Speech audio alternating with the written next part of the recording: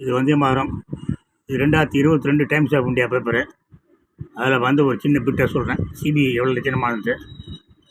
SG had earlier appeared for CBI in November last year. அதான் 2021.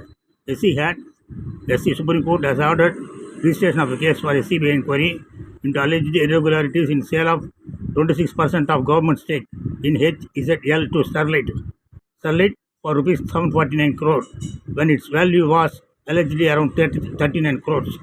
SG Tushar Mehta, who earlier appeared for the agency, says every line CBI informed SC about the decision-making process was false or wrong. CBI வந்து கொடுத்த report பொய், தப்பு அப்படின்னு சொல்லி சிபிஐக்காக ஆஜரான வக்கீலே சொல்கிறாரு supreme கோர்ட்டில். இது யார்? ஸ்டெர்லைட்னா அது வேதாந்தா. இப்போ நம்ம ஊரில் சில நல்லா வாயில் வருது எனக்கு இருந்தாலும் மரியாதை நிமித்தமாக ஸ்டெர்லைட் ஓப்பன் பண்ணும்போது தான் சொல்லாதுங்க. கொள்ளக்கார பையன் அது அந்த அருண் ஷோரின்னு ஒரு மந்திரி 2002 அவர் இப்போ என்னமோ மோடியை முறைச்சிக்கிட்டு இருக்காரு. மோடிக்கு தில்லு இருந்ததுன்னா ஊழல் யார் செய்திருந்தாலும் ஒழிப்போம். 2002 வாஜ்பாய் அரசாங்கம் அந்த அருண் ஷோரியை பிடிச்சி உள்ளே போடணும். அது அருண் ஷோரி யாருன்னா அவன் தான் துக்ளக் ஷோவை கெடுத்தது.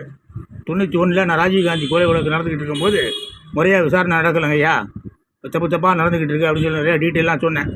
நான் ஒரு ஆஃபீஸில் போய் நல்லா தெரியும், எங்கள் அப்பா அந்த கண்டுகொள்ளும் கலைஞர்களாக தான் எழுதினார். அவர் சொல்லும்போது ஃபோன் வருது, பாம்பேலேருந்து ஃபோன். அருண் ஷோரின்னு என்கிட்ட சொல்லிவிட்டு நான் சொன்னதெல்லாம் அவர்கிட்ட சொல்கிறாரு. ஆனால் அதற்கு பிறகு அருண் ஷோரி சொல்லிவிட்டு கான்டாக்ட் பண்ணப்பறமா அவர் அந்த விஷயத்தில் எதுவும் நடவடிக்கை எடுக்கலை. வேறு அதை விடுங்க. அந்த அருண் ஷோரி வந்து அவ்வளோ மோசமானவன், ஸ்டெர்லைட் அதை விட மோசமானவன், ஜெயிலில் இருக்க வேண்டியவன். அதனால் இங்கே இருக்க வேதாந்தா வந்து ஸ்டெர்லைட்டை தூத்துக்குடியில் திறக்கணுங்கிற இச்ச பசங்களுக்காக தான் இதை சொல்கிறேன்.